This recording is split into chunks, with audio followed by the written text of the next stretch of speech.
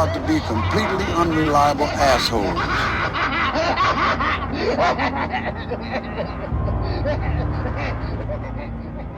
Hello, Tim. Hello, Ryan. And hello, Andy. Hello, Ryan. And hello, everyone out there in the ether and the inner. Welcome to Dismembering Horror, episode 153 of Dismembering Horror, the podcast show where myself, Ryan McDuffie, and myself, Tim Aslan, and also sometimes a guest, we dismember a horror film. Every week we talk about what worked for us, what did not work for us, and anything else we found interesting or noteworthy. All under the guise of getting together as friends and just trying to have fun, doing just that. Picking them apart, seeing what we can glean, seeing what we can learn by delving into the darkness. And today, we're very excited to have, a friend who fits that description exactly. You could call him the godfather of this podcast, I think you could say. He was my friend who said, have you ever thought about having a horror podcast?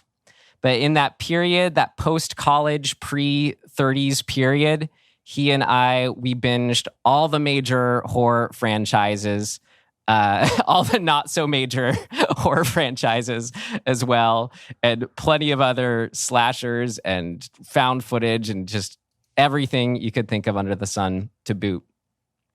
He is also a PhD of mathematics, which I think will be a fun perspective to have on this episode specifically. Please welcome to the show, Dr. Andrew Williams. Wow, that was quite an introduction. I am happy to be here. Long-time listener, first-time guest, I guess. Yep. And this is a great entry. This is probably one of my favorite mayhem on a spaceship films of all time. So I'm very happy to be here for this particular episode. Great. Well, yeah, no, why I remember we had talked about you coming on the show, or you had mentioned maybe you submitted this film, but yeah, why this film out of all horror films did you say, I want a guest for that one? I don't know. I think I have some personal love for this film because of my history with it. It was definitely one of the movies that I rented on VHS from not even Blockbuster, but from like the tiny VHS collection attached to the grocery store that my mom worked at. It was like a single room that they had turned into a video rental as to augment their grocery business. And it was one of those cassettes that I picked up, and you see the like 3 or 4 stills on the back, and you're trying to figure out like what is going on in this movie. And I was just intrigued. It was sci-fi horror, which is a pretty narrow subgenre that I really love. And it just seemed like some disturbing stuff was going on in space, and I was all about it. So I definitely took it home. And as usual, I would wait until my parents go to sleep and then sort of pop it in the VCR, and I would sit on the floor in front of the TV really close and just watch horror movies. And this was one that really made an impression on me. And I was interested to revisit it. It's been a very long time since I've seen it, but I don't know. It's just got a lot of elements that I really enjoy. I think it makes great use of being set in space, and it's just got a lot of creepy stuff in it. And it's more than just a standard creature feature, because I think a lot of what I was used to at the time in space horror movies was some kind of creature on the loose, some alien. But this was something very different. Well, it's cosmic horror, which I know you have a soft spot for, as do you, Tim, as do many of us. Lovecraftian, you could say. Yeah, I almost hesitate to use the word Lovecraftian. I feel like it's losing a bit of meaning now because people over apply it. But I do like the elements of this story that are, science has gone too far, and we've uncovered some horrible, forbidden knowledge from, the nether zone, and it's come to haunt us all, right? So it's got Right. Lovecraftian themes in it, even if the mythology of the movie is very like conventional kind of Christian heaven and hell stuff. Yeah. Well, we'll get to all that, what worked, but you're right. Yeah, that's why I say cosmic horror first. I think that's more appropriate. Don't need to use Lovecraftian when they kind of mean the same thing. Tim, I'd love to know what your history is with this movie, if you have any. Or I don't remember. I think I kind of similarly just grabbed it when it came out on VHS or whatever. This is 97, right? So Yes. Yeah. I don't think I saw this in the theater, but it's possible. I don't remember. I remember thinking it was cool as a kid. That's for sure. And I remember watching it maybe, I don't know, 10 years later and being surprised. I was like, wait, there's a lot going on here that I don't remember. yeah. And then, this time around, I think I actually watched it fairly recently too, before we pulled it for this. So, it's somewhat fresh for me. I mean, like, I'm familiar with it. It's not like I've watched it 20 years ago and now I'm like, oh, right. Yeah. This movie again. I think for me, I remember watching it with probably who's my other main good horror friend, watching it, my original one, watching it back in the day at his place, middle school, high school, something like that. Just remember it being late at night and just remembering the mood and some of the imagery.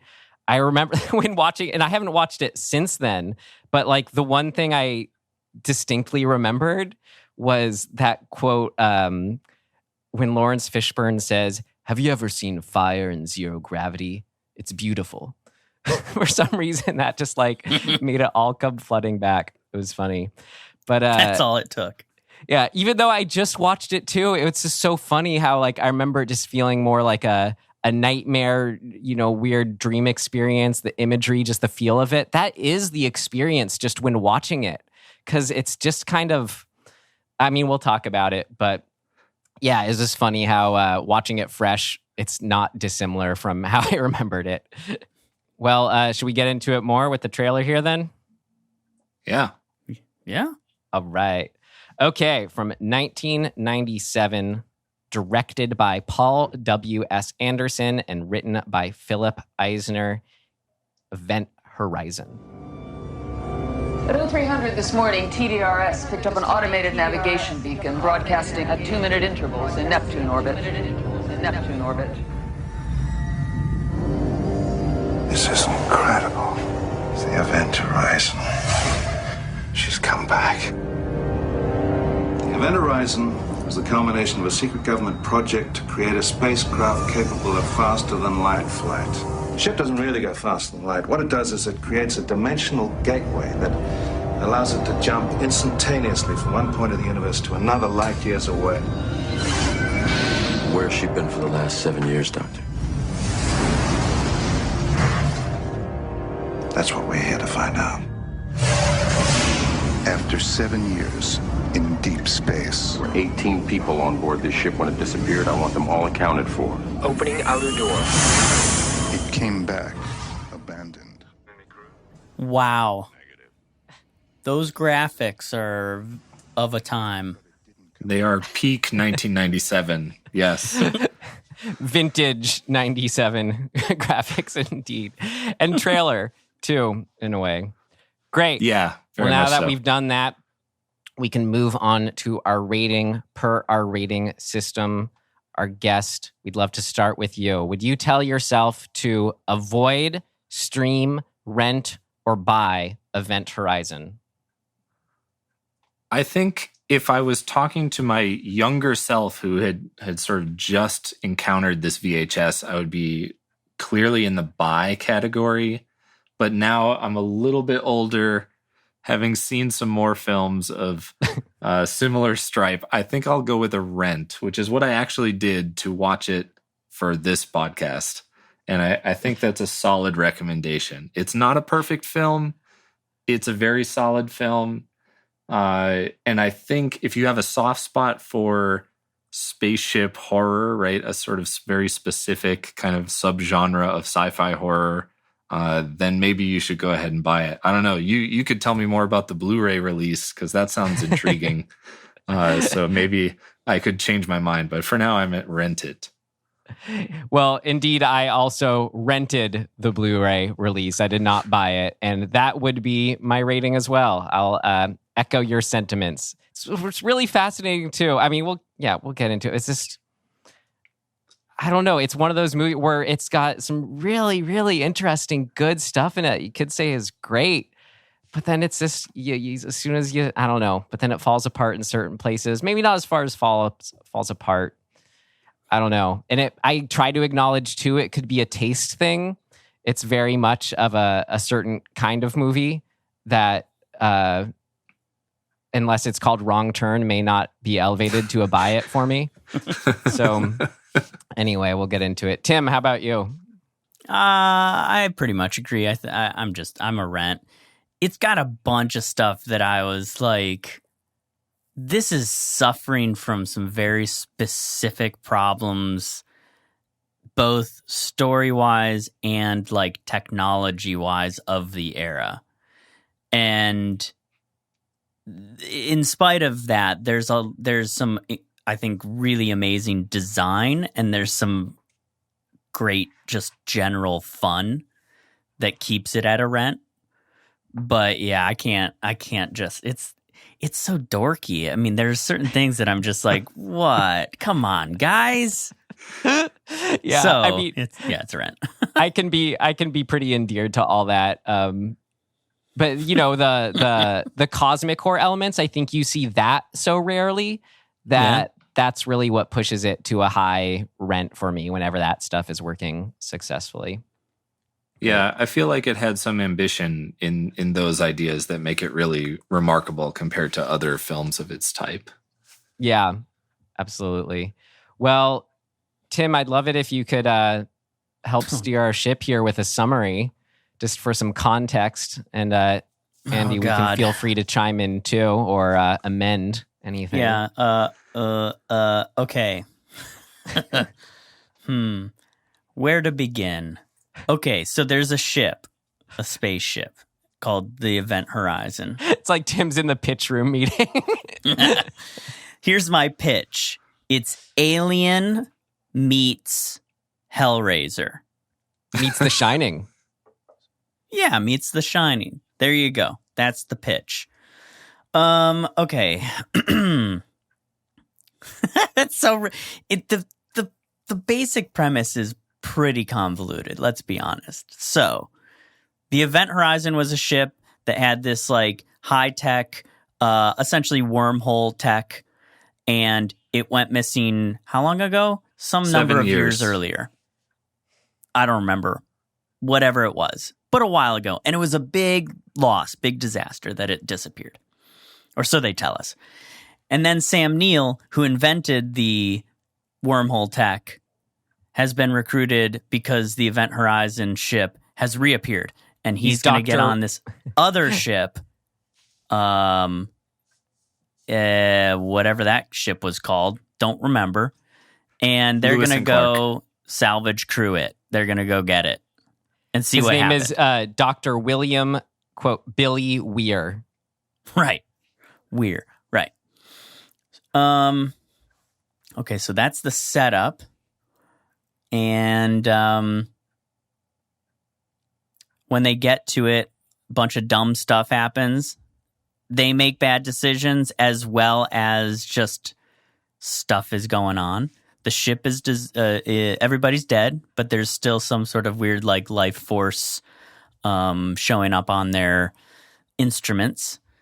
And it's young Ensign Justin who sets off the chain of events, really. Yes, I suppose that's true. So Justin, so when they're exploring the Adrift Event Horizon, he goes into the room that has the wormhole tech thing, which is basically a mini black hole that's creating a singularity. Cool. Great. And he sees some weird stuff. He touches some black stuff. He gets sucked in, and that sets off the whatever evil force. And then that evil force it's a gateway to hell. It starts exploding the ship, and then just... It kind of infects all of them. They all start having, like, their worst nightmares are coming to life in front of them. Everything devolves into madness, and then the remaining couple people have to try and get out of there alive. And then I could say, like, one of the central character conflicts is you have Lawrence Fishburne as Captain Miller, who is pretty quickly like, okay, let's get out of here, let's blow it up. And Sam Neill's like, no, man, we got to stay. It's important. It's important. Yeah. Andy, did you get any other context out of this that could be helpful? No, that's basically it, right? They get the distress signal from this ship that's been mysteriously gone for 7 years. So they're sent on a mission to figure out what the hell happened to this. Yeah. Just pardon the pun. And then they get there, they find out some real bad stuff happened, and usual space calamities ensue, right? Airlocks are blown, ships are running out of oxygen. We got to fix things and get out of here and maybe blow up the evil while we're at it. And for some reason, that becomes very difficult to do in the third act. So yeah, that's about it. It's actually a pretty simple plot, I think, which is part of why I like it. It's something about being set in the whole spaceship rescue mode gives it a lot of plot device structure that says, okay, now we have to do this. Now we have to figure out what happened, and now we have to leave. And that kind of like drives the movie along. And I think it ends up being pretty snappy, despite how silly it sounds out loud when you kind of describe some of it. It's only 90 minutes, and it feels like it moves along. Yeah, agreed. Indeed. Snappily paced. Well, great. Since we're already touching on what worked, how about we move on to exactly that in our next section? What worked? What worked? What worked for you? What worked for you? What worked for you? It worked like a charm, Smith. What worked? What worked for you?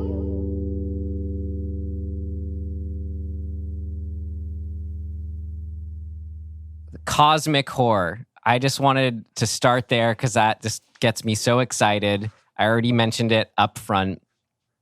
And yeah, even though, as we just said, it's kind of silly or whatever, it has that structure.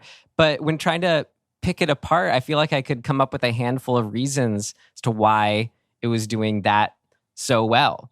Because like with cosmic horror, there's inherently that question of, well, how do you do that without showing anything?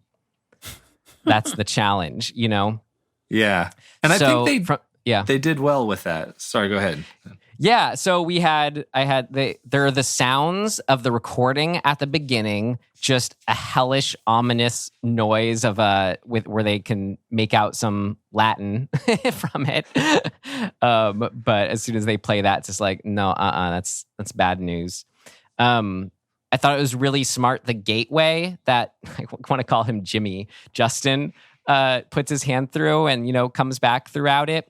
We never actually see through it or go through it, which I think is really smart. It remains a portal we never necessarily see the other side of. We get one series of flashes that I think suggest what's being seen later on. I can't remember exactly. Does Weir like grabs Fishburne, I think, and like he's like, see what I see or something like that. And you get like a really quick flash of just like, what would you even call that? It's he's projecting some visions into his head of like the horrible, tortures like of this other torture, dimension. Perversion, like I don't know what to call it, but it's a very specific thing. It's like naked bodies, people getting raped, people having sex, blood everywhere, chains, whips, like It's vague, though, what's done in the ship by the previous crew and what's that, or That's what true. is just their own perceived horrors of what could happen, right? That's true, so yeah. I view the imagery more as just like, yeah, exactly that, like just sort of subliminal flashes of sort of the horrors in a non-literal sense is what it could be. And I thought that's what was so just another effective way to get at an unseen horror was imagery that suggests a mood versus something literal. So I had that. The idea, and then, also what makes me think like it wasn't the literal view of what they're seeing was that idea, what's the line where when Sam Neill, no, I don't want to say his name, when Weir doesn't have his eyes and he explains, oh, well, where we're going, you don't need eyes to see.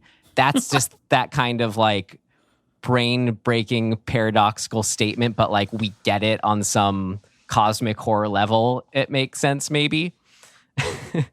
And then, of course, then what we do actually see the previous crew doing, which is just like gnarly sex murder going on, is I think what we construe, tearing out their eyes and holding them out.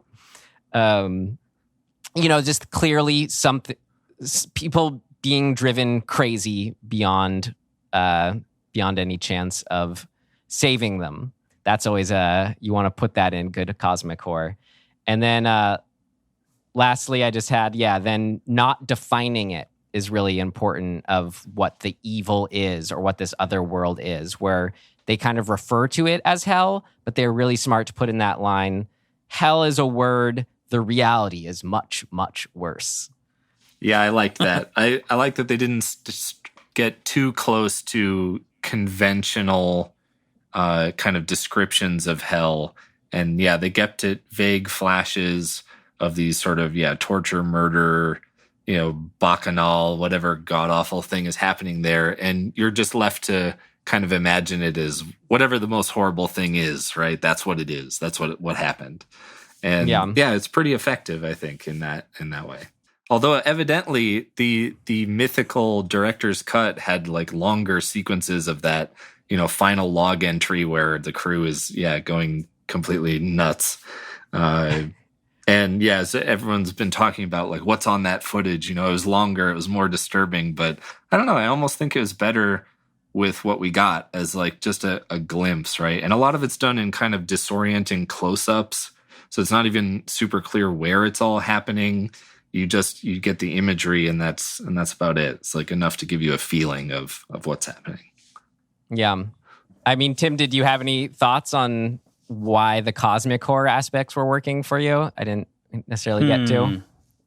The whole question of like what happens when you mess with space-time and try to control it, and the sort of the payback, or the not payback maybe, but whatever the word would be, the consequences, I guess, of that, I think is the thing I like the most. I don't necessarily love their specific take on it, but I like the construct of that a lot.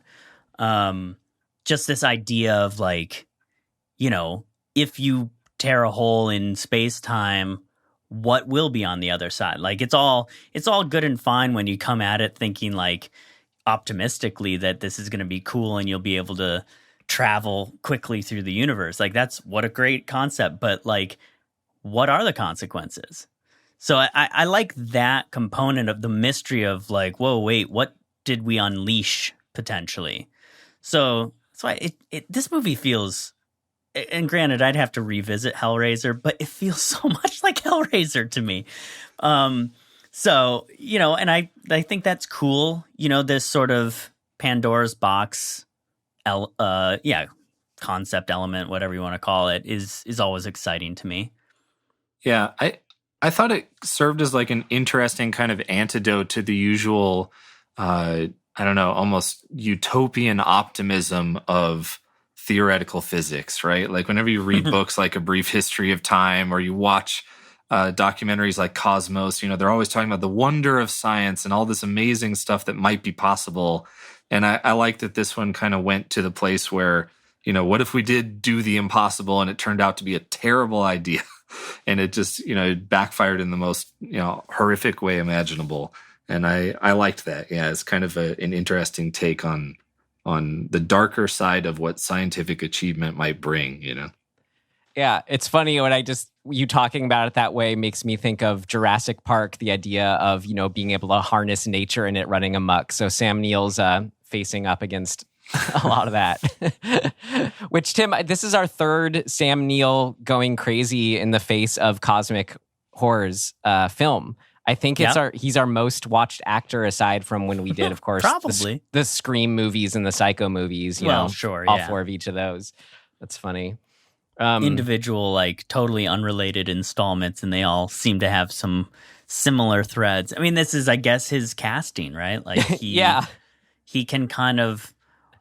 This is certainly a thing that works. It's he, as an actor, really walks this fine line between the light and the dark.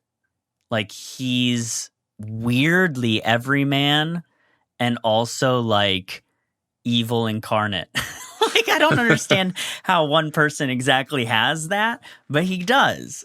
It's very strange.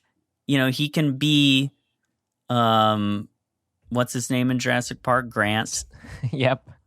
And then he can be evil Sam Neill in Possession. Yeah. It's he's a weird dude. I don't know. He's great though.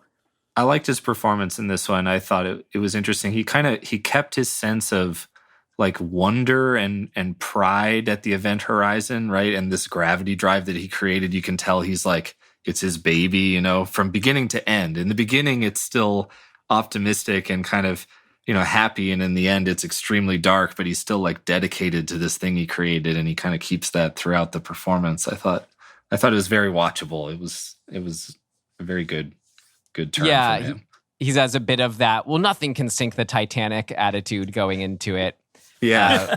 Which really quickly turns. I really liked that scene, especially, for that his kind of character he's playing too, where there's oh, that's impossible. That can't happen. Da, da, da, da, da. But then, in any good horror movie, you want to see that character admit at a certain point, I don't know actually what's going on. And they did that hard in this movie where he's trying to keep it together, but then he just lets it loose. I don't know. He just screams that over and over.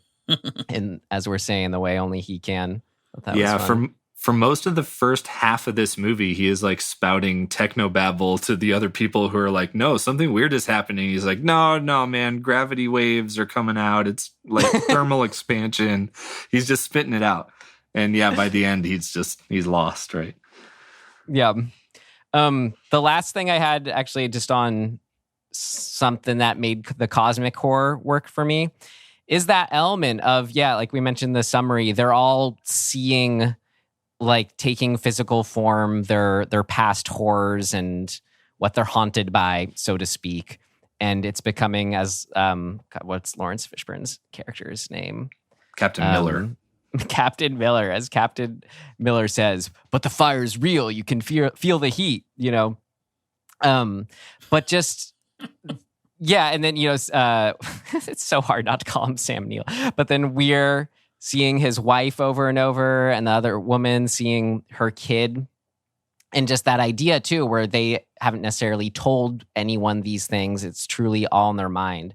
That is very cosmic horror for me, the idea that when that line between your thoughts and reality become blurred and what can actualize, it kind of falls under, I don't know, maybe, is this a quantum theory thing? It's that everything on some base level of existence comes from the same place. And so, So I don't, and as they get into with this too, oh God, what is this? He says, anyway, I'm forgetting, but just sort of mind what you're thinking, don't know what's real or not. And this evil knows it and can bring things to physical fruition. But what is physical necessarily when that can happen? Yeah, it kind of blurs the boundary between thoughts and reality, right? And it's, I agree that did work pretty well, I think. But it's almost I'm not sure that I would still call that a cosmic horror element, right? Because in those scenes where people are hallucinating and seeing traumatic images related to their own histories and pasts in the ship, it's almost, I feel like that's when the movie resembles like a haunted house film. Yeah. Because it's like ghosts almost from their past that are coming back to haunt them. And I feel like in a lot of ways, this movie actually is a haunted house in space. It makes good use of space. It's not a completely sort of blank transfer of science fiction on top of a narrative that would work anywhere else. But I still think it has a lot of similarities with a ghost movie in the way that those visions are presented. I mean, that was a direct inspiration for this, was the original The Haunting and The Shining were the main influences. But like Tim, I feel like what we've talked about when talking about ghosts and stuff too will bring up there's a dimensionality aspect to it, of is this somehow, evidence of not just, there's a ghost, but there's some sort of dimensional walls breaking down or something like that. So I think with the context of what we know is going on in this movie, I'm just thinking in those terms of dimensional walls breaking down a little more forwardly, which is that's how it plugs in to the cosmic horror side of things for me. Yeah, the dimensional I like that. side. I mean, I think that's a cool kind of way to have these two genres intertwine, because just by introducing the gravity, singularity stuff, you are knocking on the door of multiverse, string theory, like all of this stuff that says, like, sure, maybe our reality is just one sheet in the many sheets of different universes, and sometimes they knock into each other or like bleed through. So this is actually taking that pretty literally and saying, "Oh no, we made a machine that's quite literally doing that." So yeah, these are the consequences. And so I feel like, we can get behind fairly easily that general premise. We're like, yeah, sure, okay, I buy that. Yeah, it is a haunted house in space. But we've almost given more foundational context for how that could even exist. Whereas like, haunted house, it's a portal to hell in the basement of a haunted house. It's like, well, why there? Why that house, right? Then we have to go down that rabbit hole of either answering it or not. Like, why is the Amityville house a portal to hell? I don't know. Just cause?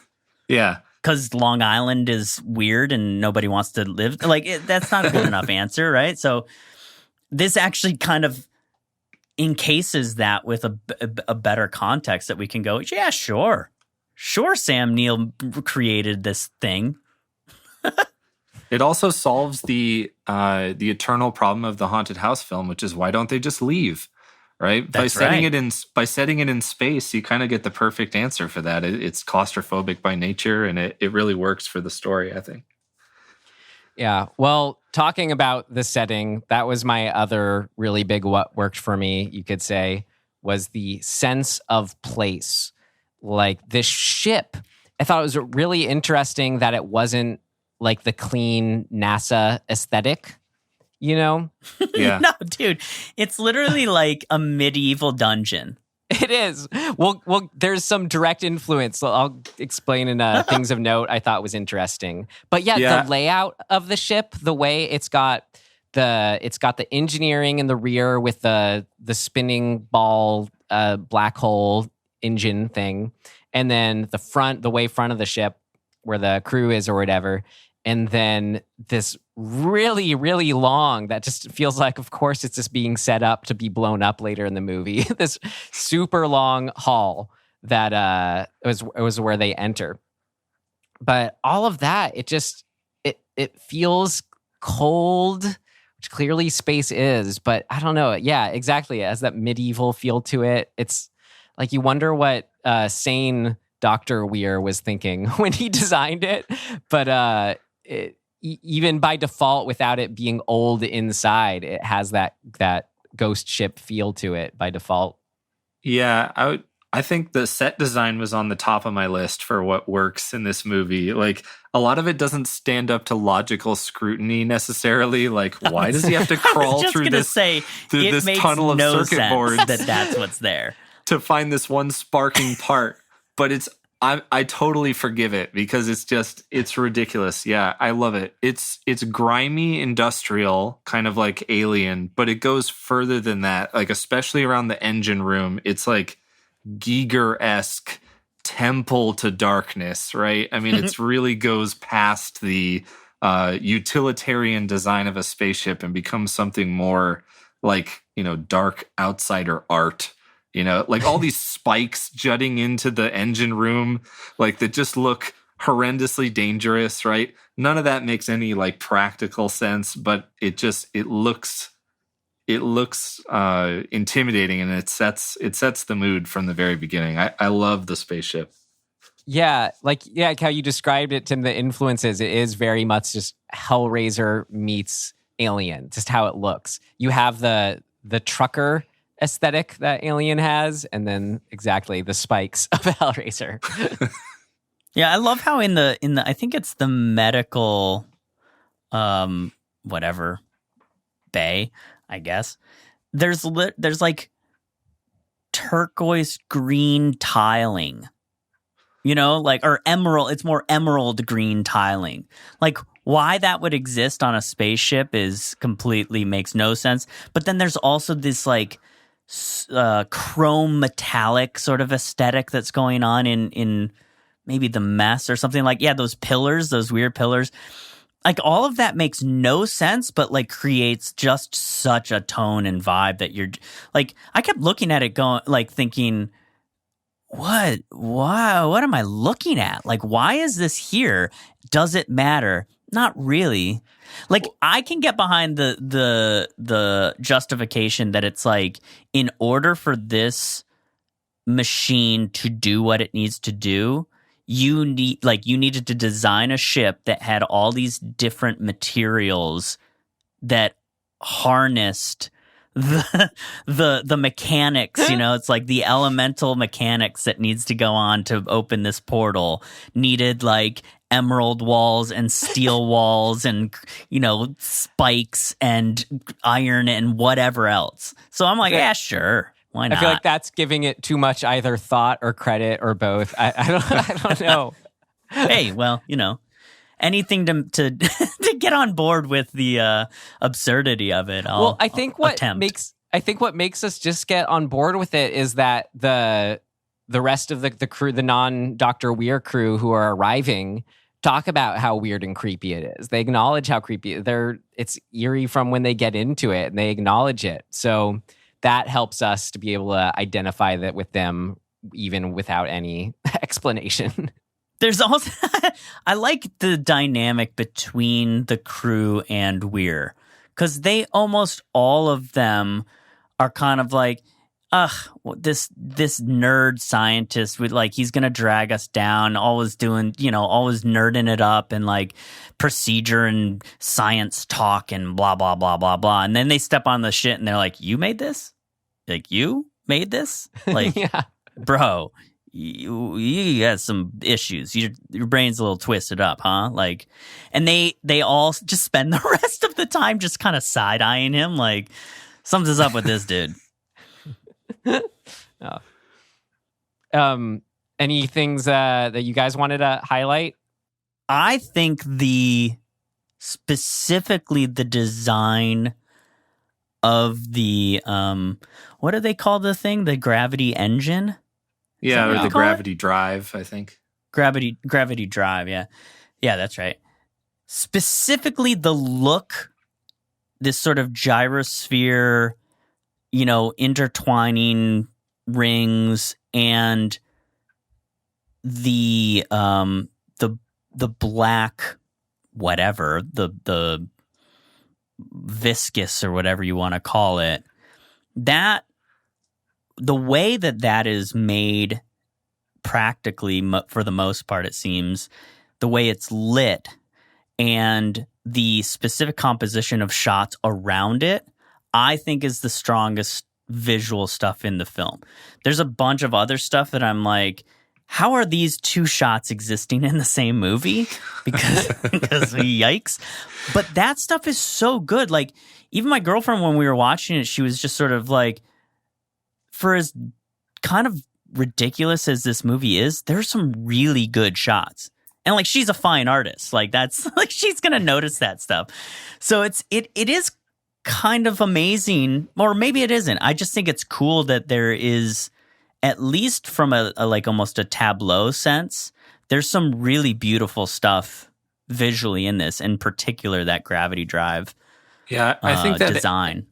That engine room, it really sticks with you, because I haven't seen this movie in like maybe 15 years, but I definitely, when I was about to start it up, I still had a clear idea of like what that engine looks like, because it's one of the more iconic things in the movie. It's shown a lot. I think they make good use out of that room. Like, a lot of plot points happen in there as well. But it's just a really interesting design. Yeah, the gyrosphere kind of medieval torture implement combo really sticks in your mind. They took like a medieval mace and a gyrosphere and like a pensieve, and they put it all together. It's like, what is happening? It's cool. Yeah. I also think, on the same note, they do a good job of defining different spaces very differently. And so like that whole sequence where Weir has to like reset a circuit, and he's essentially, it's kind of your classic like crawl through the ductwork, but it's this weird glowy like microchip green space, and they employ the Hitchcock whatever you call that move, the rack focus, pull in, zoom out at the same time thing, or whatever, pull out, zoom in at the same time, I think is what it is. It's in Jaws, it's in Hitchcock. Like, that whole sequence, we only see that space once. That's the only, it's not like a revisited place. It's not a plot place at all. It's literally just a scene to get him alone. And you could do that theoretically anywhere on the ship, right? Like, you could just have him be, in another hallway that looks like any other of the like spaces in the ship. But they're like, oh no, this is the the weird circuit board like duct work place. Yeah, let's do it full force and make it just its own thing. And I think that stuff's really cool. It helps us move through the movie too, because it's like this is the smartest thing you can do when you're doing a isolated in one place movie. Every single room should have this very, very distinct character to it. And so they solve that really simply. They just go, oh yeah, he's got to go here and be alone. Make that look like nothing else we've seen. Yeah, I love how they literally put the green backlit circuit board look on every surface of the duct. It's not like both walls are lined with it and the floor and ceiling are just normal metal. It's everything. So the green just fills the entire screen. It's very memorable. And yeah, the plot purpose is minimal, right? He goes there and he finds this conspicuous sparking circuit board that he's like, oh, I'm just going to fix this. And it matters so little. It sets up a little ghost interaction with his dead wife, right? But the setting is so unique and weird that it really makes the scene stick, I think. Well, yeah, I mean, you guys are, you're covering what all the visual stuff is working about, the engine room and its offshoot room there. And I'm like thinking of how that's serving a good story purpose too. With the little offshoot green room, it sort of answers the question of like, and the fact that all the walls are covered, it sort of confirms, oh, this is indeed a very complicated device that requires this much circuitry to it. And the fact that it's a hidden little room is fun too.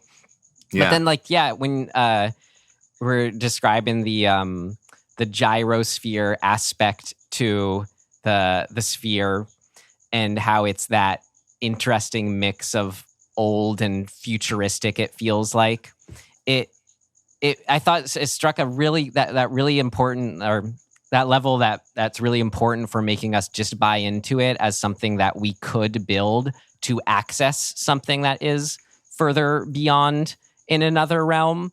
It has the way that it moves, that pattern it's moving in. It's cool. Yeah, it serves that function of like, oh yeah, I get how it works, and it can help us access other dimensions and create a black hole because it's moving this way because it looks like that. It just works. Yeah, it's nice rumbly audio design too, right? It sounds like these things are made out of stone as they're turning around instead of something metal. It doesn't sound electronic, right? It sounds like older or some weirder somehow. I think they did a great job. Did you guys have any other like overarching things you wanted to rule out, or general things, or count some moments here? I would say in general the gore is pretty solid. Yeah. Like, we get set up well for it, which I think is smart. Although everybody is sort of not that surprised, which I'm like, if you walked onto the bridge of a ship that has been missing for 7 years, and there's like literal body blood splatter like stuck on the walls in this one area, wouldn't you be a little more freaked out? No, the glove scared him enough already. So yeah, exactly. That's right. I thought that was hilarious. Captain Miller loses his shit on the glove for a cheap jump scare, but then the literal walls being painted with blood and bone is like, what happened to those guys? Yeah. Something strange must be going on here. Gore's great. The flayed hanging up, the empty eye hole sockets, the carving into one's body. The corpse sickle that gets dropped onto the deck great. And shattered. That was excellent. Yeah, very Jason X. Yes. Yeah. Another movie that I definitely watched on VHS like late at night in front of my TV, way too close. Yeah, no, Andy, any other general things for you, or if not, any specific moments you wanted to shout out? Just generally, I think I kind of touched on it earlier. I think the plot makes good use of being in space. That does include like kind of them having to hop back and forth between the two ships as things are going wrong. Even though, I don't know, you might argue that some of that was unnecessary. I think it's interesting and kind of isolating for the characters. It also, I don't know, it really accentuates the isolation of the haunted house vibes, that they're stuck out there in this haunted ship, and they're trying to get out and get home, but it's next to impossible. It's so far away too. Yeah. Yeah. So Neptune. I thought just in general, and the orbit of Neptune, I thought they made good use of sort of setting things in space and made it feel not like it was just a transplanted narrative. It felt true to the genre of sci-fi horror. Mm-hmm. I loved how it was just doing like straight up unabashedly doing the alien thing. Like in the first, as far as the crew and the sort of demeanor and dress that they have, even like the banter and way that it's shot and coming out of the hypersleep or whatever, Alien and Aliens is that whole world. And it's something that, of course, it's great in this movie, but it's general enough, and it's just great that it is like, I'm glad they do that, and I'm always down for that. Like, not bad at all. They're just straight up doing the alien thing in that sense. Like, the trucker types in space. Give it to me. It's great. How about some any specific scenes or things? I have a lot of specific scenes that don't work. Okay, well, not there yet. How about, specific elements I had, the wire work I thought looked great. So quick shout out to that. Before Tim's, you're grinning like, I don't know. I don't know. Worked for me.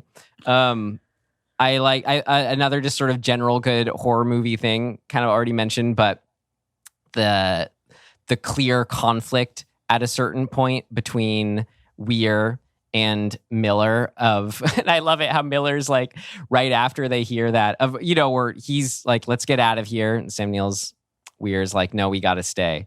But how when Miller, like right after seeing the crazy, creepy, gory recordings, he's immediately like, all right, fuck this. Let's get out of here. It's like, no, we're getting out of here. We're leaving. We're going to blow it up on our way out. Yeah, that was nice. I wrote that down specifically. Yeah, right after the final log entry plays and finishes, his literal quote is just, "We're leaving." That's the only thing he says, and it's right after the video clip stops. And I thought I almost laughed, like it was just so perfect. Like, yes, that's the right reaction. And I think to the point of what you were saying, I liked that there's a kind of protagonist switch in the movie, because we start out waking up with Dr. Weir, right? Waking up from a nightmare, and we're sort of meant to sympathize with him about his dead wife because he's got like a shrine of photos to her, right? But then pretty quickly after we arrive on the event horizon, our loyalties start to shift away, right? And then we more follow Captain Miller, who is the more reasonable of the two. And I thought that was interesting. Not a lot of movies of this type would do that. It's kind of like, it's a structure that you don't see that much of, I think. Yeah. Well, any other specific scenes or moments? I mean, I definitely just a couple of the gore things, like, although Justin's, whatever you want to call that, his spacewalk. His decompression. Whatever, yeah. But leading up to that, when his eyes start to go and like basically just like in whatever vacuum implode or something, that looks amazing and is really like affecting. And then DJ, the doctor, I think he's the doctor, right? Yeah. Him getting, it's sort of like the Midsummer hung up, like he's flayed open and hung up, kind of eagle, whatever that blood eagle, I think is what it was called in Midsummer. That whole design sequence and Weir's kind of rampage and spiraling into this weird monster person, I think is all pretty solid. Yeah, DJ, even if I don't think it makes any sense. I liked that kill. Yeah, he's suspended by hooks, right, which is more of the Hellraiser vibe, and his stomach is cut open, and then I thought what was interesting is the organs are sort of laid out on the table underneath him, right, like it's a display, which was all concocted in an extraordinarily small amount of time, by the way, because Captain Miller is like literally running up to medbay because he knows DJ is in trouble, having lost contact with him, and by the time he arrives, the corpse is like strung up in decoration, but it was still pretty cool. Yep. Did you guys like the body? What would you even call it? The body drop of the, I forget her name. The design of her body. It's a woman whose son, she is hallucinating seeing her son, and she climbs up on sort of the catwalk above the gravity drive and ends up falling off of it. I particularly like how her body hits the grating and the water that's underneath it. Like, it's almost like I wonder if this is what would happen, but like it's a little bit like she's a balloon, just a blood bag. And when she hits, it's like water and blood just sort of erupt around her. It's pretty gnarly. I mean, it is a gnarly looking fall too on the way down, right? Where she hits a couple things in that ventilation shaft on her way down, and then she lands on her back, and you can tell like her left leg is really broken out of position. Like, they put some thought into that one. And it ends up turning the coolant underneath the portal red. So it's like a pool of blood now, right? And so it sets it up for the final conflict in there. I liked it. Yeah, there's something visceral and horrifying about her landing in a shallow pool of water or liquid or whatever it is, like where you almost think, I don't know, that it could help buoy her fall or whatever, but no, it's just all that much more gruesome. We know it doesn't work that way.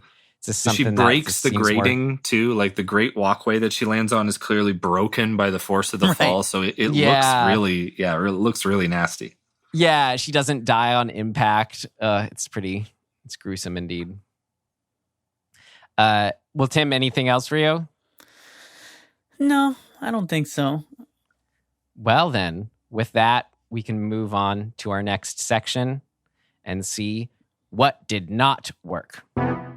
It's not ready yet. Seems to work okay. No, something important's missing. What did not work?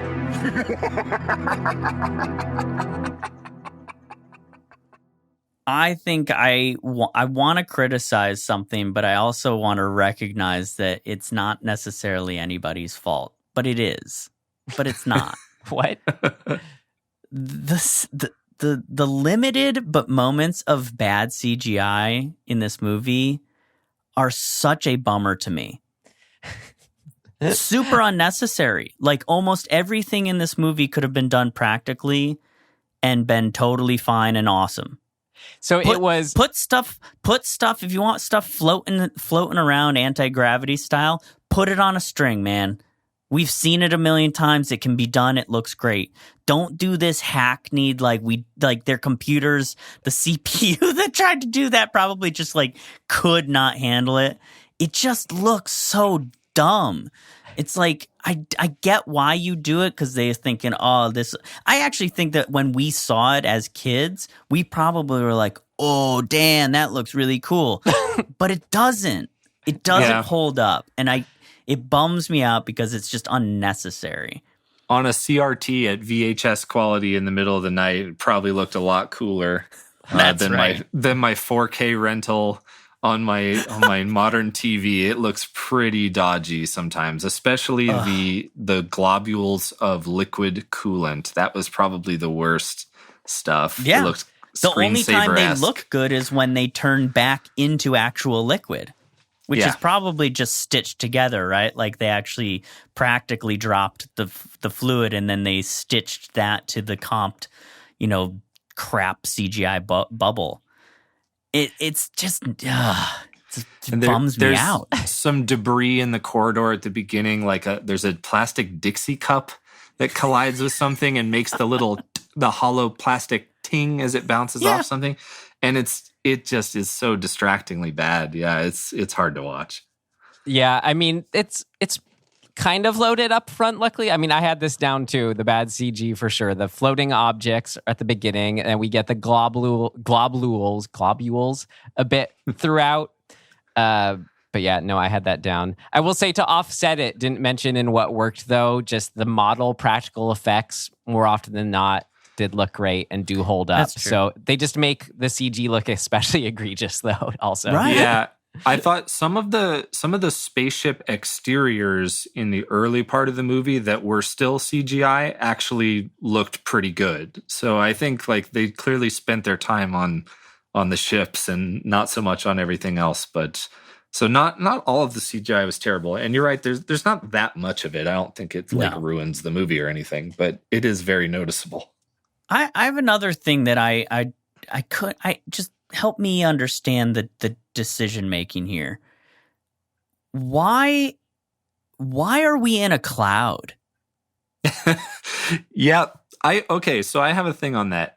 It's supposed to be in the orbit of Neptune, but apparently they interpreted this as no, we're going to put it in the atmosphere of Neptune. And I think the whole reason is they wanted the dark, stormy night feel in the evil, castle spaceship, because there are several points in the movie where there's literal thunder sound effects happening in the storm outside. And I kind of, I don't know, I gave it a pass at the time, but yeah, it should just be floating out there in deep space, but I guess they really wanted that stormy feel, so it's foggy outside the windows of the ship instead of just black stars. And I don't know why they went for it, but I wondered if there was a practical reason in terms of how how advanced their effects work was, that by putting it in a cloud, you can kind of blur the edges. But if you put it in space and it's just a black backdrop, like maybe their edges weren't clean in the modeling. I don't know. I mean, that's such speculation. No, what I gathered was from the making of, Andy's right. They really wanted that approaching the haunted house from the clouds feel. All I need is one line. Just one line to be like, yeah, bad, whatever. The gases of Neptune are, there's a weird gas storm. Well, I'd be fine, but it's like, we're just in a cloud. Tim, well, aside from clouds and CG, I mean, I feel like you usually have more overarching kind of qualms with these kinds of films, but yeah. Yes. Here's my big problem with this movie from a premise story point of view. Why Christian hell? I know it's sort of said that it's not really that, but like it is. It still is. I mean, for all intents and purposes, just because they say this could be any other realm or whatever they say does not make what we're seeing not that. And they use Latin in the film, so they're kind of prepping you for the Latin for thing Christian is hell. The thing that really kind of pushes me over the top. I'm like, you can't also do The Exorcist. Like, it can't be all of these movies jammed into one movie. Like, I get it. I get what you're going for. You're kind of trying to play off of all of these things, but like, it's that thing that in the save the cat expression is double mumbo jumbo, right? Like, are we in we're already mixing genres. We're doing haunted house in space. Just do it. You don't need to say it's hell. You don't need to say it's anything. You just need to say it's the other side. You just need to say we don't even know what's over there. And we would still be scared. Like, you don't need to bring hell into it either. I get how the Latin did push it far in that direction, but that just wasn't an issue at all for me because it felt like these simple human minds trying to grasp this concept for what they're experiencing. And that combined with that quote that I mentioned earlier that says it's not hell, that's just a word, like that. That took care of it for me in my viewing.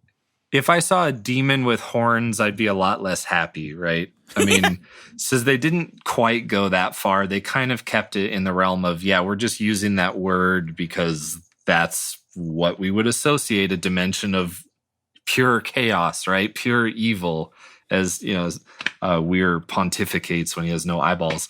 So that's like what we would call it. But I did think that the Latin was slightly corny, the whole like mistranslation thing. It feels like a twist ending of a 1950s short story.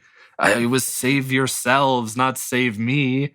But that was a little bit hokey. So maybe without that, I would have no complaint.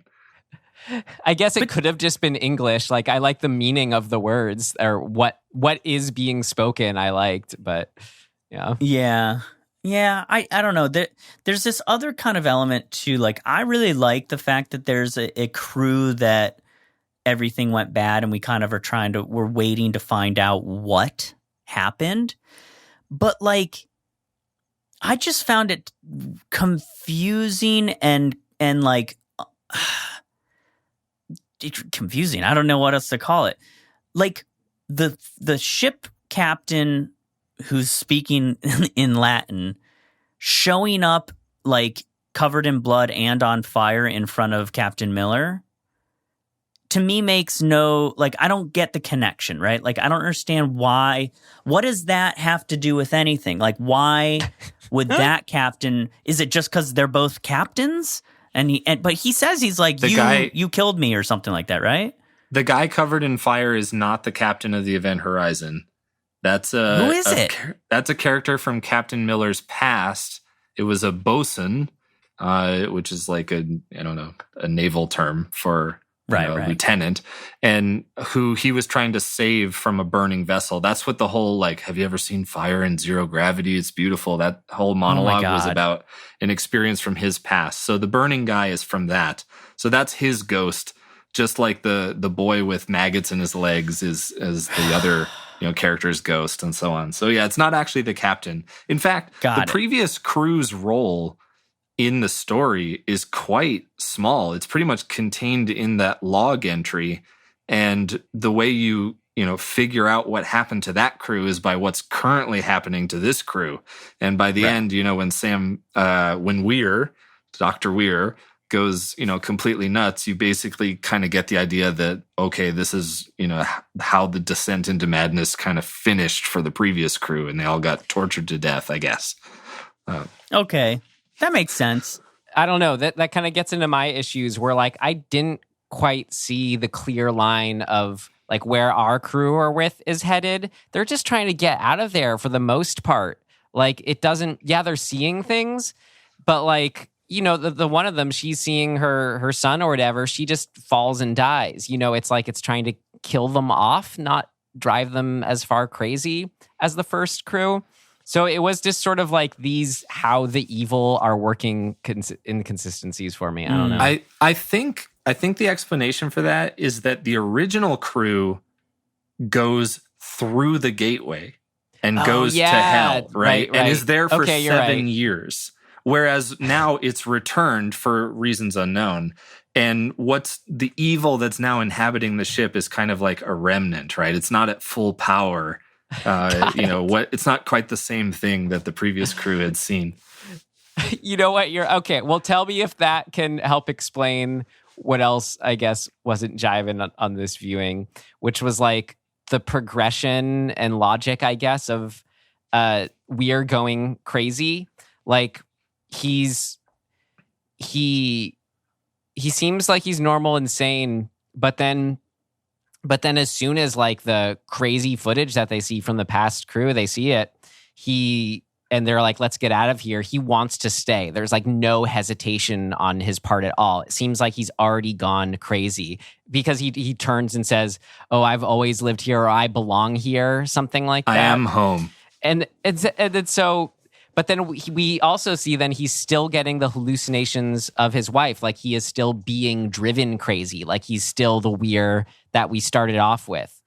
And then that gets muddled even more with, like, when what's his face dude, when Justin,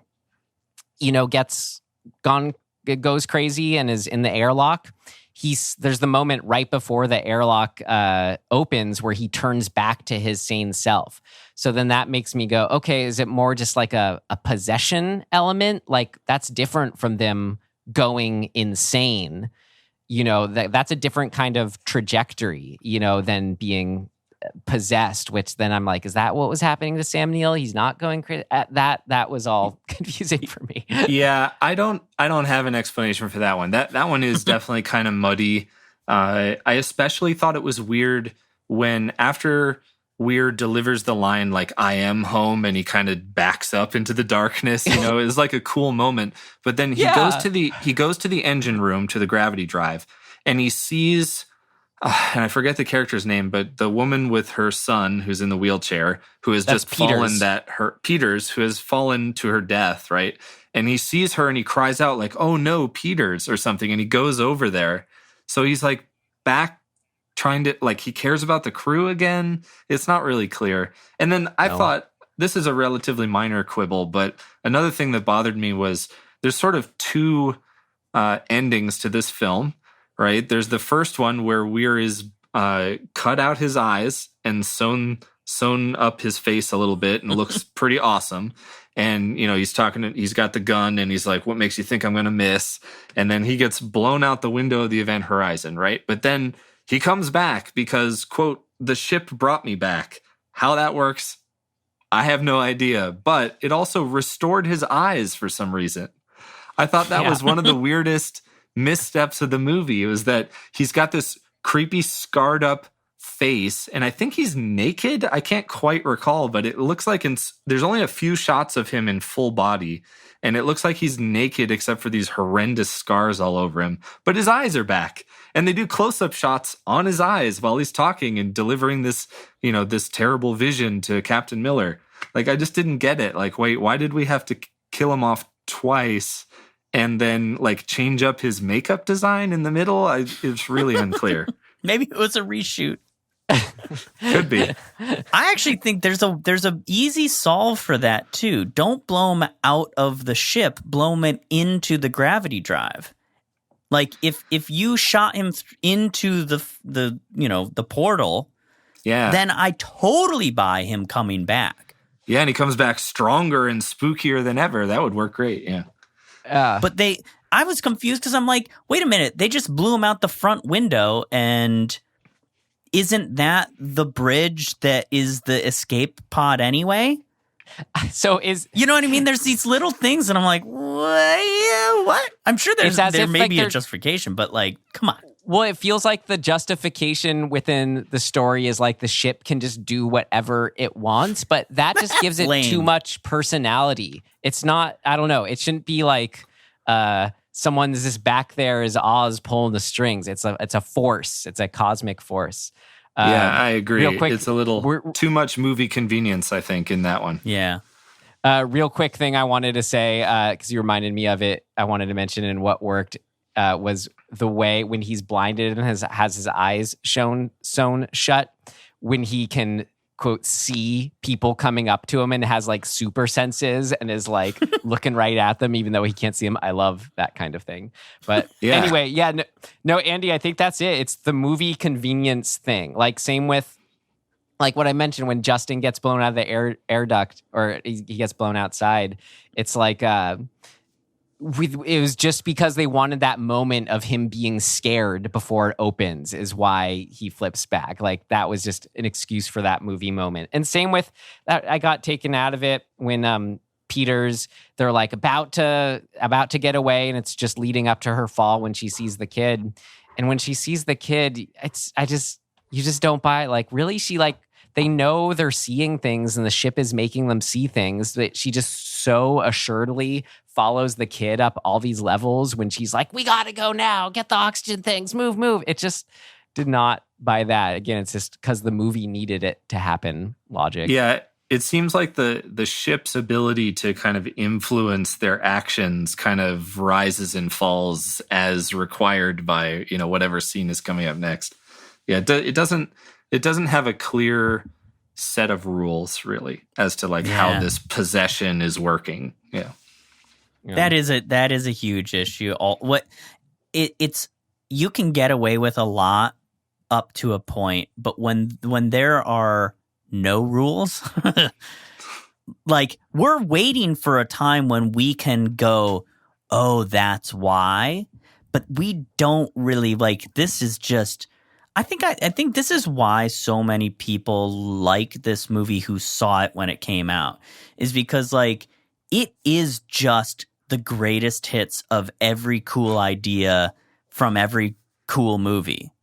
Like that's all it is. And they're just like, they're fast and loose about it. Let's just barrel forward and people will leave going, that was cool. Like I remember the Justin getting like out the airlock and Fishburne saving him, quote unquote saving him, scene as a kid being like, dude, that was sweet. Yeah. And then I watch it now and I'm like, that is one of the hokiest, dorkiest looking scenes. The wire work, the way that he like preps for the jump, it all looks so dumb to me now. So, but when I was 17, 8, whatever I was when it came out, I was like, yeah, sweet. The way he's propelling himself in the long ladder outside, I really liked that though. I don't know. That was fun. That was cool. Yeah. Oh man. I think that one of the most egregious things in this or any film is the baby bear, mama bear thing. it angers me to no end. It's so unnecessary. It doesn't make us like relate to these characters. In fact, it makes us go, ooh, that's a little strange. Like grown adults calling each other baby bear and mama bear. Like, come on, guys. Like, what are we doing? It was so clearly supposed to be endearing and like reveal they had this whole relationship and backstory, but well, newsflash, that's not how you do endearing. Yeah. I think perhaps my biggest complaint on the character end, though, is Cooper, the comic relief character who is not very funny. And I don't know what it was exactly. Was it the writing or the acting? But I felt like the whole character of Cooper felt more like a performance than an actual person. Totally. It feels like it's got to be the lines, like when he's coming. Yeah, no, I agree. I had that down too. When he's, that was just such a weird sequence when he's out in space, you know, when we think he's gone forever, but he's surprisingly calm in a way. All right, so what do I have to do to get back? But then when he's flying back to the ship after propelling the oxygen out, here I come, fuckers, or whatever that is. It's just, it's dumb. Bad. Yeah, and that exact scene was probably like the peak of my annoyance with the character because he's like, we've seen this scene in other movies, right, where the astronaut is decoupled from the spaceship and is floating out into empty nothingness, and they are screwed unless they can find a way to like very narrowly propel themselves back to the ship, right? So I was waiting there thinking like, whoa, this is kind of a serious dramatic moment, but no, he kind of like tries to play it for laughs, and then it also feels really rushed because he's just like, what do I got to do? Oh, I got to blow my air tank. Okay, here we go. Hope this works. And it literally is like 10 seconds of him like pressing buttons, and then he's flying off magically on the right trajectory back to the spaceship, which is not even in the shot. You know, it looks like he's just propelled himself in a random direction off this debris, but he makes it back for the finale, right? And it was bad. And a lot of his dialogue cartoonish. Is just That's hard. The problem, right? Like it's really in this cartoon realm of like, you know, swooping back in, saying a fun line. Although I didn't think it was fun, but I'm just saying like that's the attempt, and it's just, God, it just falls short. It was very telling in the commentary track. I think it was the producer at that moment who laughed when that line happened. Like, oh, yep, I guess you think it's funny, okay? Yeah, like that whole character, there wasn't one point in there where his interactions with the other characters felt funny or realistic. It felt like he belonged in some other movie, right? Like he just came from another film entirely. Yeah. Well, I did listen to the whole commentary and watch the making of that was actually longer than this film. No way. Yeah, by like 6 minutes. It's crazy. But do you guys have anything else? If not, then we have stuff for things of note. Oh, man. I don't know. I'm sure I could think of something, but why even bother? Okay, great. All right, you're shaking your head, Andy. Then with that, we'll move to our next section, things of note. Things of note! This should be interesting.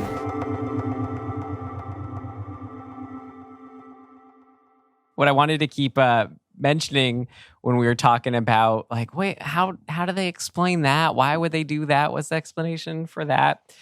Was the motto of the directors on this film. I don't know if it's this film or in general, all across the board, apparently, was more is more. So that can be fun when you don't question a moment and it just works. But, you know, when we're talking about why is it arriving in clouds? Why does Sam Neill say that line and then step back into the darkness? It comes out, it is just cool. That's the more is more thing. And I don't know, it's just interesting to think of when that can work in a way, and then also just when it doesn't. That seems like a pretty fitting motto for Paul Anderson's line of work. Having seen many but not all of the Resident Evil films, more is more seems like his kind of jam. Although he is responsible for the perennial classic Mortal Kombat. So, I can't rain on his parade too much because I absolutely loved that film as a kid. I've mentioned this before, I think. I saw Mortal Kombat 5 times in the theater. Nice. And not a penny wasted. Well, some more insight onto who he is and all that. I thought it was interesting how he kind of acknowledges, some criticism in that way. He's repeatedly stated he considers himself a, quote, populist filmmaker who only cares about whether his movies entertain the audience and make them cheer in the cinema rather than their reception by professional critics. Which I think shows through in this film, which has like a Rotten Tomato rating of something like 23%, but an audience approval rating of almost like 89 or 90%. Like, people like this movie, but critics do not. I don't know, but what is that? I don't know. What do you guys think? Does that say something about like what about the whole like trusting your audience to be, I don't know, it sounds so condescending to say like to be smarter, as if people who like this aren't smart, but you know what I mean? I mean, why can't he do both in a way? I don't know. I don't think you have to do both. Like, professional wrestling exists, and like there is a fan base. There's it's for people who like it, and people like it. And like, I think a big part of the audience is not so much based on identifying and keeping an audience and like saying, oh, this is for this person. It's more like, this is for the person at the time when they need this. And like, I think that's fine, actually. Like, well, whatever. It's not a movie. Look, there is no way Paul W.S. Anderson is going in saying, I'm going to make a movie that the critics will love.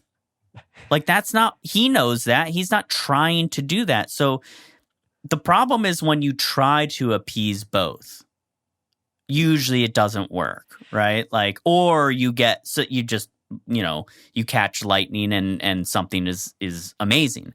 But I think this is actually okay for being that thing.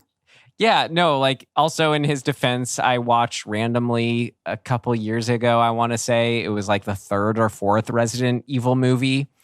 And it's like, what it's doing, it's just doing it so hard. It's fun just to like plug into whatever that is. It made me feel like a 12-year-old again, of just like, oh, here's the cool shot of the guy in sunglasses and rockets going off. It's just, it's a certain kind of fun. And I think it is unfortunate that a filmmaker who happens to do that really well can be like looked at as less of a filmmaker from maybe someone who might make more respected films, but probably who couldn't make that kind of movie if they tried at the same time.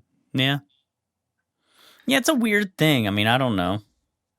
If you know that that's your goal, I think that great.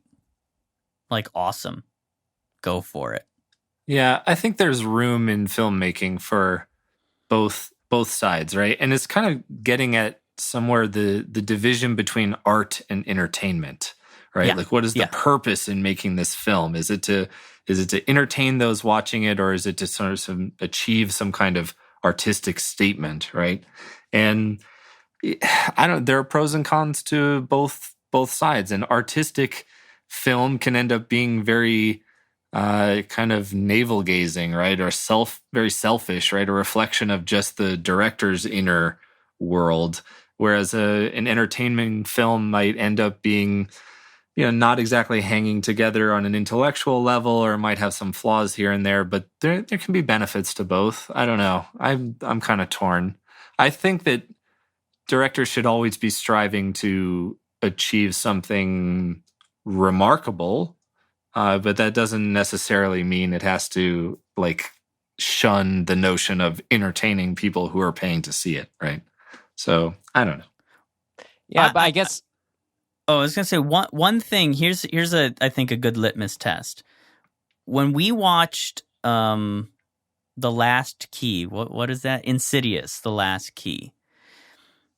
I think that's what they're trying to do with that, but they end up offending certain sensibilities in a way that is actually like borderline, maybe even problematic. It's like it's derivative in a way, or it's just kind of like you're missing the mark in a broader sort of emotional sense. And I think this movie, in spite of me not really thinking it's a good movie, it doesn't suffer from that flaw. It's not offensive. It's not missing some mark. It's a train that you get on and go to the end of the line and get off and go, okay, it's exactly a roller coaster ride to me. Like it's like an amusement park ride. And you don't go, you're not there to say, was the pitch of that angle like beautiful? No, it just like you're just on the ride. Just go on the ride and be good with it. So I don't know. It's just kind of fine. Well, what's cool about this movie though, and that's why I tried to highlight in the what worked, is that by doing the cosmic horror elements surprisingly well in some areas, it does kind of reach to something beyond kind of how you're describing it in a way. But no, Tim, I mean, we're just trying to find where this line is. Like, so would this movie had been a buy it for you had it addressed those things that you mentioned and what did not work? Or would, if it had done those changes or addressed those things that didn't work for you, would then it not be the kind of movie that it is trying to be? That's an interesting question. So because this is a genre that I really love, had this movie tied the narrative threads and plot threads into a little bit of a broader like meaning, like with either pointing at a speculative answer that we can kind of leave wondering about, or an answer, I would have loved it way, way more. Right? Like it also, I mean, there's sort of, I like this protagonist switch, but we end up not even getting the protagonist that we switched to doesn't even end up being a survivor. So there's a little bit of a flaw to me in that general construct.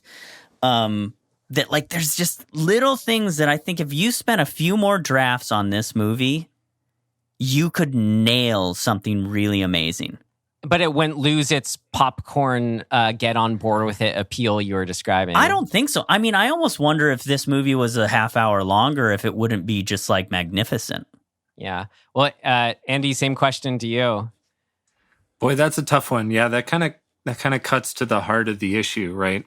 Because I was making some kind of possibly false distinction between movies as art and movies as entertainment. And at the end of the day, I think, yes, it's probably possible that this movie could have been made better via some changes without sacrificing its kind of entertaining appeal, right? There are plenty of what I would call 5-star films, like perfect or near perfect films that are very fun and entertaining for the audience, that they kind of sweep you away. So I don't think that there's some essential difference between something that achieves high art and something that entertains the audience. You can definitely do both, and the ideal perfect film does both. But I don't know, achieving that perfection is often practically impossible, right? So I can have some respect for a director going into a project with a focus specifically on entertainment over trying to, achieve something visual, perhaps. But yeah, I mean, at the end of the day, I think it's still fair to criticize this film on the same spectrum that all films exist on, in that, yeah, it could have, in a theoretical sense, been better, tighter if they, had adjusted the plot or done a few things differently. So, but I don't think it's inherently incompatible to have an artistically beautiful film that's also kind of a thrill ride for the audience. Yeah, to paraphrase the quote in this film, I think art and art house and popcorn entertainment, they're just words. And like, you can take, the piano you can call entertainment, and I think you can call Mortal Kombat art. It's like, it's just all just movies, which you can just all call as art, and you can also all call it entertainment. But it's just, but the words do help us at the same time distinguish types that we universally ring one way or the other. So that's why it's interesting. Well, we have our mathematician here, and there was a quote in this film when he says something like, "Well, I don't know if I can explain it to you what's going on. It's all math." So I'd be curious to know, where was your math mind going in the math explanation scenes? Well, I liked it. That was sort of the one part where he borrows the calendar girl picture to do his little explanation of how the gravity drive works, was actually my favorite bit of technobabble in the film. And I think it touched on a couple things. One was just nostalgia for the time when I first watched this movie on VHS, when I was sort of just getting into math, and I thought, books like A Brief History of Time about, strange physics were just really mind-blowing. And I loved the idea of sort of folding space. I thought that was kind of fantastical, right? Like, what would that mean to fold a three-dimensional space? It's easy to visualize folding a two-dimensional piece of paper, but folding three-dimensional space, what does that even mean? I loved thinking about that, and I still like thinking about it. So it kind of brought me back to that place. But also, an interesting thing is this paper folding explanation, I think, is almost lifted pretty closely from A Wrinkle in Time, the book by Madeleine L'Engle, which also became a movie not too long ago. But there's an explanation of what they call in that book the tesseract, which is actually just a name for a four-dimensional cube in math, which is not exactly related. But they take the same explanation of, like, if you wanted to travel to some faraway place, then you could fold space so that two formerly faraway parts are actually the same place, and then you could move and then unfold. So I loved seeing it kind of played out on screen. I would watch Sam Neill explain a lot of things. He's just kind of entertaining the way he's, like, his cadence of speech kind of delivered that. I really liked it. But yeah, I thought it was an interesting kind of idea. And it is actually one of the few proposed methods of potentially possible faster than light travel, which, theoretically you could do. Of course, the problem would be that such a gravity drive would require a preposterous amount of energy. You'd have to, like, collapse an entire star or something to be able to generate this much force to bend space that much. A black hole would be enough power. Yeah, right? Like, if you kind of buy the explanation that they're literally using a collapsed star, an artificially created collapsed star, then sure. But, how exactly does an electrically powered ship generate that much energy to create a black hole? That's the leap of movie magic. But it's fun. Matter. It's like just enough plausibility to get us there. I feel like the movie, at least in terms of the gravity drive, did a pretty good job of putting enough of a physics veneer on it to kind of carry the story, but not globbing it on too much or insulting the audience by just hand waving it away. So, I was excited to see dimensional folding on screen. It was good. That dimensional folding on screen, you said it is, though, still just a 2D explanation of it. And then as a kid into this day, you're still thinking about what a 3D version of that would look like, or what that would look like in reality. what do you think that would look like? Well, in reality, if you want to go to like general relativity physics, you'd need a 4-dimensional version of it, right? Because it turns out space and time aren't different things. They're actually the same thing. They're parts of the like this 4-dimensional fabric, which is already bent, right? Gravity is just the bending of space and time together as one thing. So thinking about 4-dimensional objects is a lot of fun. Your visual intuition breaks down completely, so you have to think through analogy. So the piece of paper is actually a very effective teaching tool because 2 dimensions is something you can handle, right? Bending 2 dimensions is something your brain easily understands visually. And the 4-dimensional bending, from a mathematical perspective, is actually extremely similar to the 2-dimensional paper bending. It's just a few more variables to keep track of. But the problem is that when you have a few more variables, your visual intuition of what a 4-dimensional shape even looks like is basically completely shot. So you have to kind of go back to the piece of paper and just kind of use your mind to sort of extend the analogy to 4 dimensions, and the math works out okay, which lets you sort of justify what you're saying. But you're still visually kind of stuck with that piece of paper. So yeah, I think about the bending of 4-dimensional shapes a lot when I think about gravity and general relativity, but actually visualizing it is basically impossible. So you return to the nudie calendar image, right? Folding the 2 parts of the cover girl to meet one another. Right. Well, what does that example not get at? What does the example of the 2-dimensional shape not get at? Yeah. Well, so one thing to consider is when you're bending a 2-dimensional sheet of paper so that 2 parts of it touch, you're using the fact that the 2-dimensional paper sits inside 3-dimensional space where you are, right? You're using the 3rd dimension to move the paper through so that you can make those 2 parts touch. So where the question lies if you're doing this to the universe, right? If the piece of paper is the universe, then what does it mean to have space outside the universe through which you're bending it to make 2 parts of it touch? Like, does that even make sense? The universe is sort of by definition everything that is. So if you had another dimension outside of it, like how would that not be part of the universe that you're trying to fold? So what does that mean? Like how are you actually achieving this folding? It's hard to say. Cool. Great. That satisfies me to an extent. To the extent that anyone knows how bending 4-dimensional space-time would look. Yeah. Well, I just, yeah, okay. Well, to get some things I had here. Wait, unless, Tim, did you have any follow-up questions on all that? No. Okay.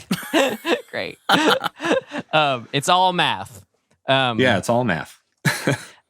Tim, it was funny when you were pointing out, or both of you guys were pointing out Sam Neill's performance style of like he captures light and dark very well.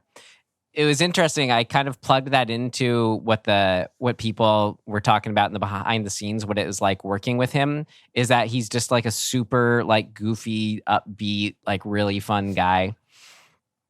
And it just made me think like, I wonder if that, I don't know, when someone's is maybe always kind of riding that wavelength, if that means they can just kind of snap to the reverse of that in a sense too. Like their bubbles is always that wide. I don't know. And he's done it a lot, but there's a certain appeal to him that he is perfect for these films. And that's a unique thing about him, or trait about him, is how he carries himself normally. So I thought that was interesting. Did you I've guys heard that know? that's true for Michael Shannon as well, who's notoriously like cast as an evil dude or like a maniac or like a hardcore dude or whatever. And apparently he's like super affable, funny, like amazing sense of humor, like can do comedy, but never gets cast in it. So like, who knows? Yeah. I thought it was so funny during it, Lawrence Fishburne's captain's chair.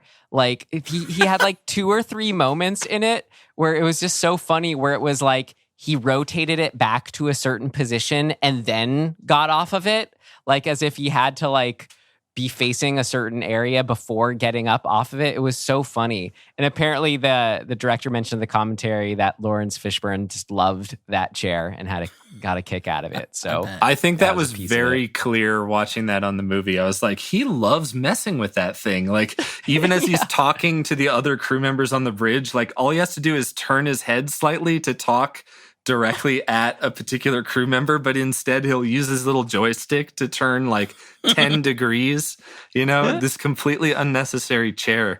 I loved it.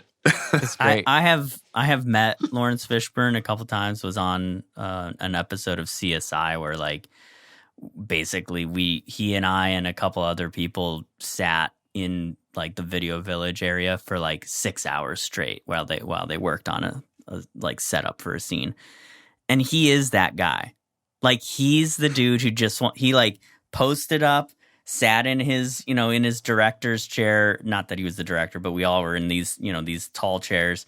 And he sat there and just held court. He like loved it, telling stories, like the whole thing. He's like the most like gregarious, just sort of like, hey, yeah, like listen to this. And then this one time and everything was cool. And then we did this and it was amazing and blah, blah. Like, he's just that guy. He's really fun. It was funny. Jason Isaacs, in one of his, he was in this. He's great too. But he said like, oh, everyone, was kind of intimidated working with Lawrence Fishburne using Apocalypse Now, all this stuff.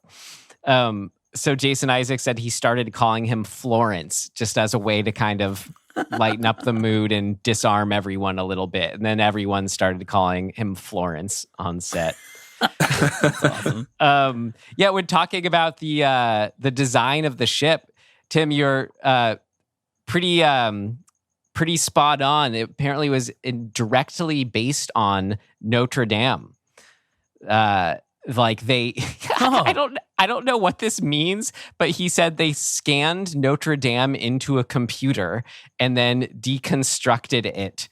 And so like the spires on the like columns on the side of the ship, they're like actually like Notre Dame columns that are like moved around and put upside down. It's why we have like pseudo stained glass window motifs throughout the ship. Just everything like that. That was funny. That is interesting. Yeah. Did they happen to explain the green tile bathhouse, whatebe that was? Like, no, sorry. Yeah, where Lawrence Fishburne is giving his zero-G fire monologue, and in the background there's like, it looks like a fish tank almost, right? Where it's just the green liquid there, which later fills with blood in the kind of Shining ripoff moment where blood cascades out of everywhere for some reason. But that room was so conspicuous. It kind of has a similar design to the med bay. Like Tim, you were saying it was maybe the med bay, but it's different. It's a different room, but it's not really clear where it is in the ship or what is supposed to happen there. Like, it's bizarre. The room with the big empty aquarium. Yeah. Yeah. I don't know.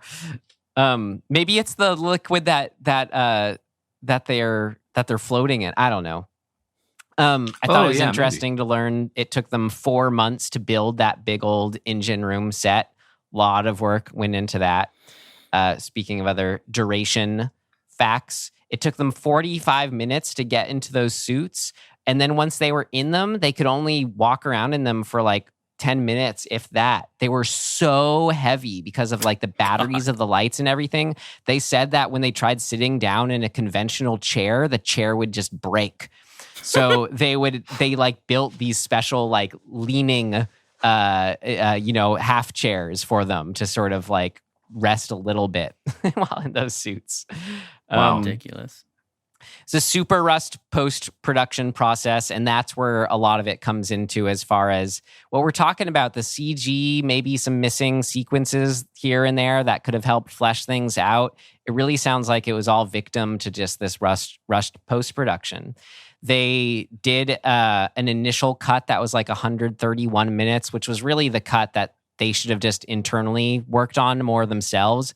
But when they ended up showing it to a test audience, they were just, the along with the studio, are just kind of like, oh, what is this? It's not scary enough, blah, blah, blah, da, da, da. So then they just went extreme in the other direction and made it as short as possible. And then what they wanted to do, that they would have done, what have felt right, is then kind of look at both and maybe strike a balance between them. But they just released that shorter cut because that's all the time that was left. Yeah, but I don't know. I feel like that might have helped some of the going insane transitional elements. I don't know. Yeah, it definitely feels like sequences. It definitely feels like there are a few scenes missing. Like one thing in particular I noticed was when Weir says his line, I am home, right? Disappears into the darkness. Then we see him go to the engine room, do something. And then the next time we see him, he's actually on the Lewis and Clark having planted the explosive. But there's like the transition there is just so abrupt. It's like, wait a minute, that's not where he was, right? Like at some point he walked all the way back down the long hallway, out the airlock, planted the explosive, and that's all like off screen. But in such a short period of time, we then see him walking off the Lewis and Clark. It's kind of disorienting. So yeah, it definitely seemed like there was some cuts made that kind of reduced the coherency a little bit. Yeah. It was funny, Tim, mentioning Hellraiser. Apparently the spinning orb engine design was directly inspired from the Hellraiser cube or puzzle box. It's interlocks and all that. I thought it was interesting learning about Sam Neill's and Lawrence Fishburne's different acting styles, where Sam Neill is more that kind of likes to feel the scene out, sort of do a few takes, figure it out kind of thing, get rolling.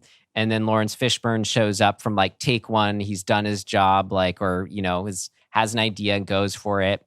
And then as the takes go on, we'll just kind of drift out of it, maybe forget lines or whatever. So that's why a lot of their, apparently like a lot of it is just that reverse shot mode of scenes between the two of them to really do what you're supposed to do. Take the best from each one, respective takes. That's always interesting learning about different actors' approaches.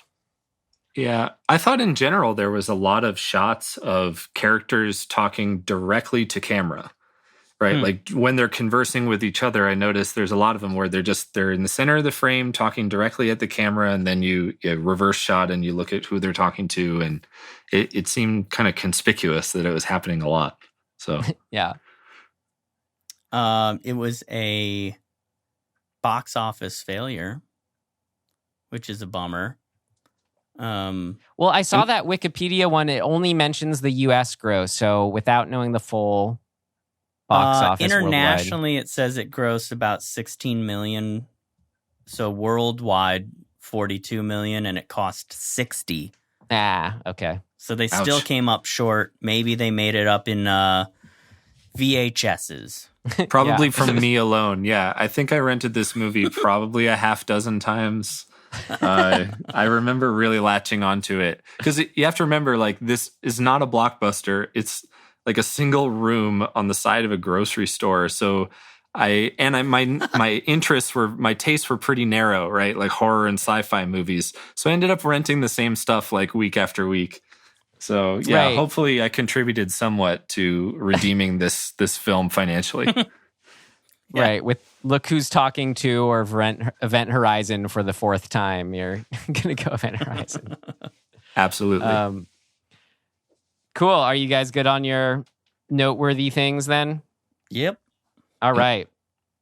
Well, then we can wind down from journeying all the way to Event Horizon with some RecommenDEADtions.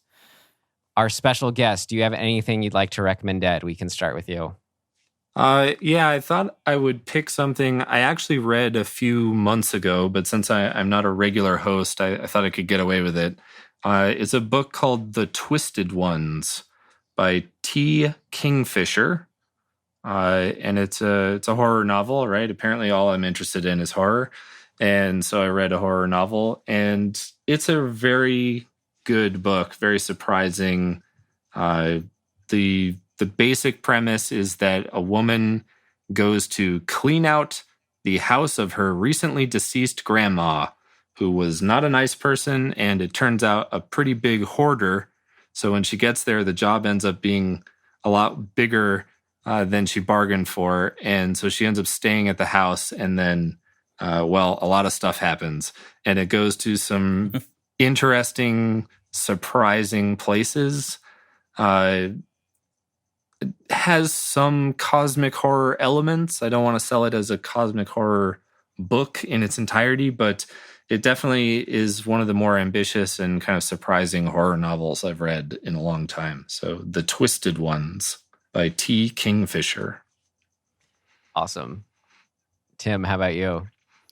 Your discussion on space-time made me think of a documentary that I think has gotten some criticism. So maybe you can give your insight here. But I remember really liking it as just a very rough guide to quantum physics, which is it's a documentary called "What the Bleep Do What the," and then expletive, whatever those, what the bleep do we know?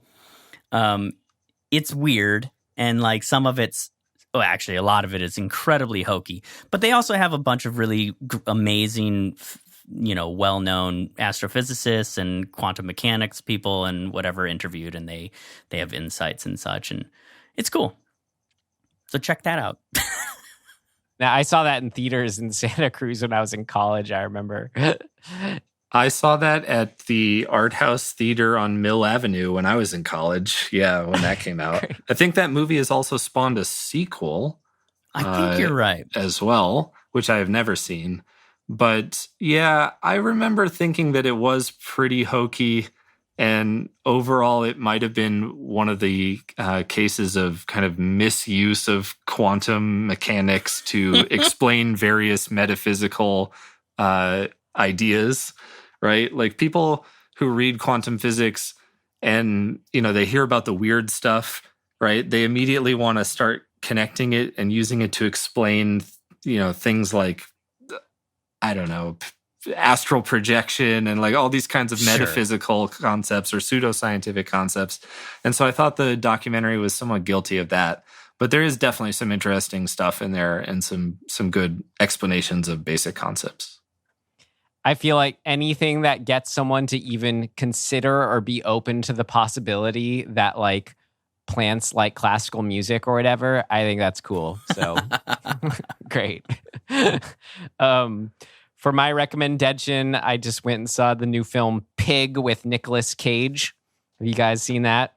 I really want to. It's cool. It's definitely not, it's he's in vogue late of we didn't see Willy's Wonderland. That looked terrible. But, Nick Cage going crazy, Color Out of Space and Mandy. This is, completely different kind of film. So you wouldn't want those kinds of expectations. But it captured a very authentically lonely mood that I found refreshing in its authenticity. And it was really affecting. And would you call it kind of fun story? What? Would you call it a horror film? Because I've been sort of deliberately staying away from plot details, but from what I can tell, I can't even be convinced, I guess, that it's in the horror genre. I'm not really sure what it is. I would not, but it's a moody enough, intense drama that's kind of, I don't know, it captures its own unique kind of tone. I could maybe see someone coming out with that feeling just because of how kind of dark and depressing the whole thing is and nihilistic in a way. But okay. I wouldn't overtly call it that. All right. I'm still in. I'm still on board. Great. Check it out. Pig. Great. Well, we got to decide on next week's film here, even though Andy won't be here to join us, but we would love it if you could send us off and tell Tim when to stop swirling his hand. All right. I know there's a lot of good stuff in there. I've submitted some of it at some point.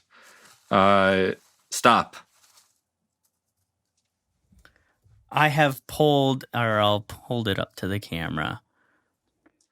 Oh, Equinox from 1970.